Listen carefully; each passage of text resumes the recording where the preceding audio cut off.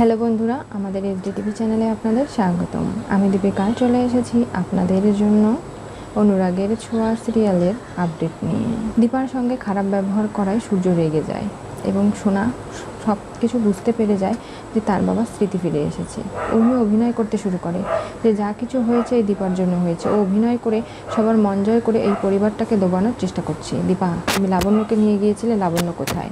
কি বলছেন কি বাবা? আমি লাবণ্যকে তো নিয়ে যাইনি, আর কোনোভাবেই লাবণ্য আমার সঙ্গে যায়নি। কি বলছো কি বৌদিদি? তাহলেও গেল কোথায়? তখনই রুডি এবং তার মা পাশ থেকে শুনে ফেলে আর বুঝতে পারে যে এবার তো ধরা পড়ে যাবে। দীপা সেনগুপ্ত অনেক বোঝে, কোনোভাবেই লাবণ্যর কোনো ক্ষতি হতে দেবে না। জয় এমনকি সূর্য, দীপা বেরিয়ে পড়ে লাবণ্যকে খুঁজতে। কি করবি এবার? তুমি চিন্তা করো না, কত বাচ্চাদের বলি দিয়ে দেওয়া হয়, সেরকমটাই করব। ও সব কিছু জেনে গেছে, অনেক কিছু, আর তার জন্যই আমাকে যা কিছু করার করতে হবে। এবার ওকে সরিয়ে দিতে হবে, বাঁচিয়ে রাখলে আর চলবে না। সেগুলো করতে গেলে আমি বিপদে পড়ে যাব। এই বলে রুডি বেরিয়ে পড়ে। ওদিকে লাবণ্যকে একটা ঘরে আটকে রাখা হয়েছে। সেখানে ছদ্মবেশ নিয়ে রুডি সাধুর বেশে চলে যায়। এমনকি লাবণ্যকে মুখে রুমাল চেপে সেখান থেকে অন্যত্র নিয়ে যায়। যাওয়ার সময় লাবণ্যর পায়ের জুতো, হাতের চুড়ি, ব্রেসলেট সবটা পড়ে যায়। আর ঠিক সেই মুহূর্তেই দীপা এবং সূর্য চলে আসে অনুষ্ঠানে আবারও ফিরে, আর খোঁজার চেষ্টা করে আসলে লাবণ্য কোথায়। তখনই তারা একটা জুতো পেয়ে যায়। এটাই লাবণ্যর? তাহলে এই চুড়িটাও তো লাবণ্যর, কোথায় গেল? এই সব কিছু নিয়ে খোঁজাখুঁজি শুরু হয়ে যায়। সূর্য যেতে চাইলে আটকে দিতে চায় শকুন্তলা, আর তখনই তাকে ধাক্কা মেরে সরিয়ে দেয়। সূর্য, জয় এবং দীপা এগিয়ে যাচ্ছে। তারা বুঝতে পারছে তারা ঠিক দিকেই এগোবে। কোনোভাবে লাবণ্যর কোনো ক্ষতি হতে দিতে তারা পারবে না। ওদিকে ছদ্মবেশে যজ্ঞে বসেছে রুডি। এরপরে দুজন মহিলা ধরে আছে লাবণ্যকে। তাকে বলিতে দেওয়া হবে, কাঠখড়ে ওঠানোর ব্যবস্থা করা হয়। ঠিক সেই মুহূর্তে সেখানে জয় চলে আসে। জয় মারপিট করতে শুরু করে আর বলে, আমার মেয়েকে এরকম করে বলি দেওয়ার চেষ্টা, এটা আমি কখনো মেনে নেব না। কি ভেবেছে কি সবাই? এই বলে লাবণ্যকে বাঁচিয়ে নেয়। তারপরেও লাবণ্যকে টেনে হিঁচড়ে যখন নিয়ে যেতে চায় রুডি, তখনই দীপা তার হাতের খড়াটা ধরে ফেলে। কোনোভাবেই তাকে আঘাত করতে দেয় না। আর এরপরেই দীপা তার মুখোশটা খুলে ফেলে আর দেখতে পারে ওটা অন্য কেউ নয়, রুডি। চিৎকার করতে থাকে, রুডি কোথায়? কেন লাবণ্যকে ধরে এনেছে এখানে? এই বলে কয়েকটা মার দেয়। পায়ে, হাতে, বিভিন্ন জায়গায় রুডির আঘাত লেগেছে। সে আর হেঁটে বাড়ি যেতে পারবে না, এমন পরিস্থিতি তার তৈরি হয়েছে। তারপরে রুডি সেখান থেকে পালিয়ে যায়। দীপা লাবণ্যর কাছ থেকে জানতে পারে যে ছদ্মবেশে যে মানুষটা বাড়িতে রয়েছে সেটা অন্য কেউ নয়, সেটা হচ্ছে আসলে রুডি। সেই এরকম বেশভূষা নিয়ে ওই বাড়িতে রয়েছে, আর কোনোভাবেই সে ওই বাড়ি থেকে এই পরিবারের ক্ষতি করার জন্য সব কিছু ষড়যন্ত্র করে যাচ্ছে।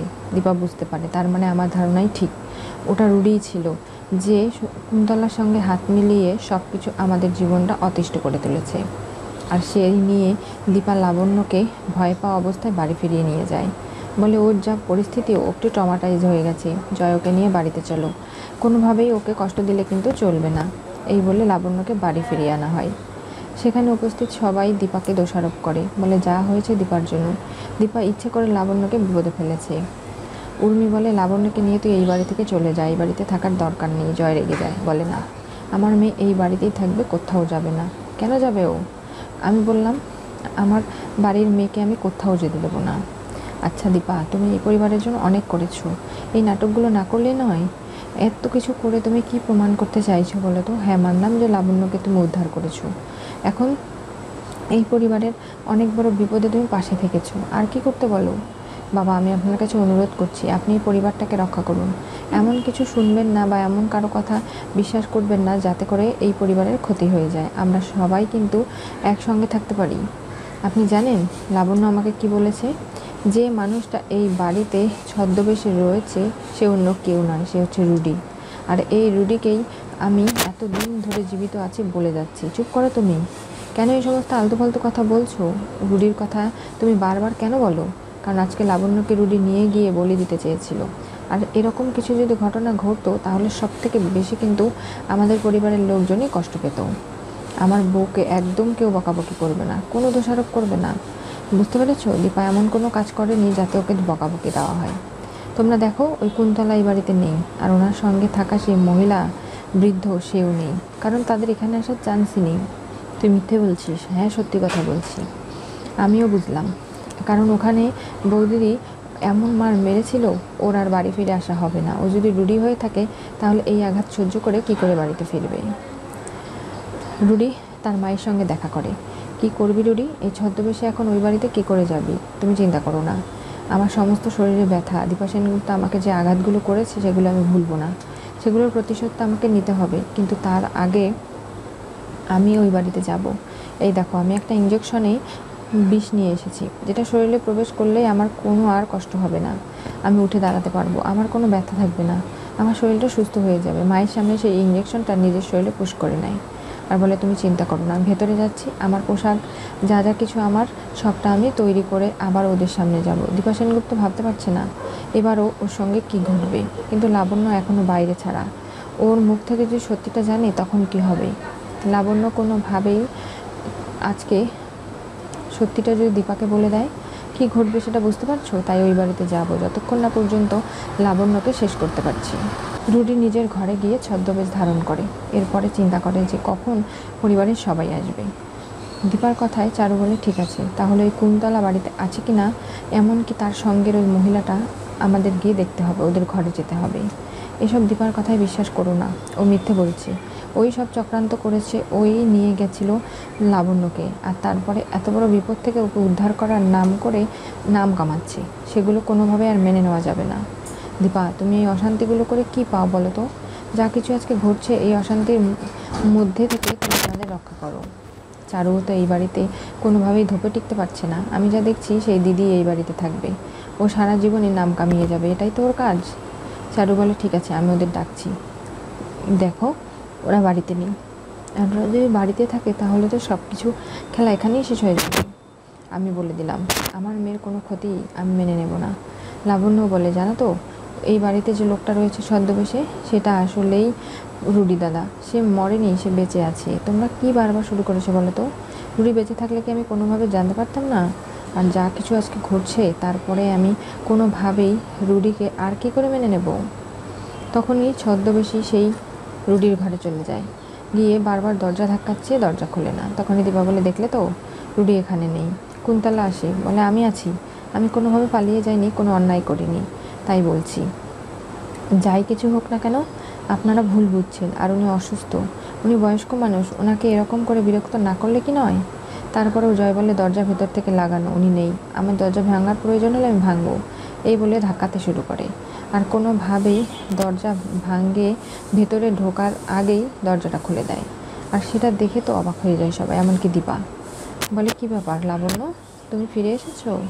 তোমার জন্য আমার খুব চিন্তা হচ্ছিল, তুমি আমাকে দেখে এমন করছো কেন? সকলের সামনে লাবণ্য বলে, এটা হচ্ছে রুডি দাদা, আমি ওনাকে দেখেছিলাম, এর আগে যখন সোনা দিদিকে হেনস্থা করার চেষ্টা করা হয়েছিল, এই লোকটাই ছিল যে কৃষ্ণদার পোশাক পরে এদিক দিয়ে গিয়েছিল। সেটা শুনে অবাক হয়ে যায়। আমি বলছি যে এই রুডি। দীপা, তুমি থামো, এগুলো নিয়ে আর নাটক করো না, একটা মানুষ নেই বেঁচে, তাকে নিয়ে আর কী করবে তুমি? মা দেখো, তোমার যদি এই বাড়িতে থাকার হয় তুমি থাকো, তা না হলে আমি এই বাড়ির থেকে চলে যাচ্ছি, এই বাড়িতে তুমি থাকলে আমি থাকতে পারবো না। মা তুমি চলো তো, রূপার এখনও বাড়ি রয়েছে, তুমি সেখানে গিয়ে থাকবে, তুমি কেন এদের মুখপাত্রী হবে বলো তো? এই বাড়িতে থেকে অশান্তি করার কোনো মানে নেই। না, আমি যাব না, লাবণ্যর সঙ্গেই আমি এই বাড়িতে থাকবো। লাবণ্যকে আমি এই অবস্থায় ফেলে কী করে যাই? কারণ লাবণ্য আমাকে ভালো মা বলে ডাকে, ওর বিপদে আপদে সবসময় পাশে থাকার দায়িত্বটা আমারই। জয়ও বলে যে, বৌদিদি এখন কি হবে? ওটা তো রুডি নয়। এরকম করে পরিস্থিতি জটিল হতে থাকলো, এখন পরিবারের সবাই তোমাকে ভুল বুঝছে। উর্মি বলে, তুই বাড়ি থেকে বেরিয়ে যা, তুই যতদিন ছিলি না আমরা শান্তিতে ছিলাম, এই বাড়িতে আর তুই থাকিস না। রেগে যায় সূর্য, বলে যে হ্যাঁ, এই বাড়িতে আমার বউ থাকবে, কোথাও যাবে না দীপা, এই পরিবারের জন্য ওর অনেক কন্ট্রিবিউশন রয়েছে, ও পরিবারের জন্য যাই কিছু করেছে সেগুলোকে ভুল প্রমাণ করা যাবে না। তখনই কুন্তলা এসে বসলে যে দীপাই এই সব কিছু চক্রান্তকারী এবং ওই লাবণ্যকে উদ্ধার করে এনেছে, তার প্রমাণ যদি দেখতে চান তাহলে চলুন। আমি জানি তো কোথায় কি হয়েছে কি না হয়েছে, সবটা প্রমাণ আমার হাতে রয়েছে। আপনারা দীপাকে ভগবান মনে করেন, তাই ওকে কী করে সাহায্য করতে হয় সেটা আমার জানা আছে, এবং ও যে অন্যায়গুলো করে বেড়াচ্ছে সেগুলো সকলের সামনে আনার সেই চ্যালেঞ্জটা আমি নিলাম। কী হতে চলেছে অনুরাগের ছোঁয়া সিরিয়ালের পরবর্তীতে? রুডি ছদ্মবেশে সেনগুপ্ত বাড়িতে প্রমাণ দিল লাবণ্য, দীপার জন্য প্রাণে বাঁচল। এভাবে জয়কে নিয়ে গিয়ে মারপিট করে লাবণ্যকে উদ্ধার করেছে, তারপরে সেই দীপাই খারাপ হলো। সব সময় পরিবারের জন্য করেও শ্বশুরবাড়ির লোকজনদের মন কখনো দীপা পায়নি। এবার তো প্রবীর সেনগুপ্ত দীপার দিকে আঙুল তুলেছে, এমনকি বলেছে যে তুমি এখান থেকে চলে যাও, এখানে থেকে অশান্তি করার কোনো মানে নেই। অথচ দীপা এই পরিবারটাকে ভালোবাসে, পরিবারের মানুষগুলোকে রক্ষা করার জন্য এখানে থেকে যাচ্ছে। তা না হলে দীপার তো থাকার জায়গায় কোনো অভাব নেই। আর সূর্য সব কিছু মনে পড়েও পড়ছে না, এমনকি আবছা আবছা অনেক কিছুই তার স্মৃতিতে আসছে যেগুলো সে সত্যিকারে পরিষ্কারভাবে দেখতে পাচ্ছে না। কিন্তু তারপরেও সে দীপার পাশে আছে, সব সময় দীপাকে সাপোর্ট করে। তার বউকে অপমান করার জন্য সূর্য সকলকে রাগারাগি করে এবং সবাই চুপও করে যায়। এবার লাবণ্যর কথার ওপর নির্ভর করে কুন্তলা বলছে দীপা সবটা বুঝিয়ে এনেছে, এমনকি দীপা সবটা ওকে নানাভাবে শিখিয়েছে, কোনো কিছুই শেখায়নি। তাহলে কেনই বা শেখাতে যাবে? দীপা সব কিছু জেনে বুঝেও এবার আবার ফেসে যাচ্ছে ভালো করতে গিয়ে। কী ঘটবে জানতে চোখ রাখতে হবে আমাদের চ্যানেলে এবং পাশে থাকা বেল আইকনটি অবশ্যই করে ক্লিক করুন।